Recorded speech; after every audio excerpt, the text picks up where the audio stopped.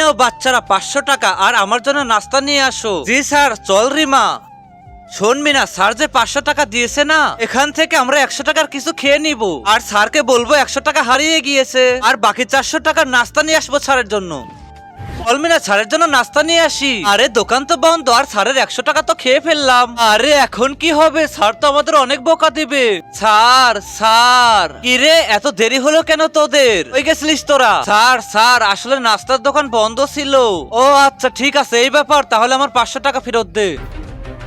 1 2 3 4। কিরে, আমি তো তোদের 500 টাকা নোট দিয়েছিলাম আর স্যার 100 টাকা তো হারিয়ে গিয়েছে, কিন্তু আমি তো তোদের 500 টাকা নোট দিয়েছিলাম, ওগুলো খুচরো হলো কিভাবে? স্যার 500 টাকা থেকে 100 টাকা হারিয়ে গেলে তো 400 টাকাই থাকে। আরে 500 টাকা থেকে 100 টাকা হারালো কিভাবে? হারালে তো 500 টাকাই হারাবে। হ্যাঁ স্যার, হারালে তো 500 টাকাই হারাতো, তাও আপনার 100 টাকা হারিয়ে গিয়েছে, 400 টাকা তো বেঁচে গিয়েছে, উপকারের কোনো নামই নাই। আরে আমার মাথা তো ঘুরছে।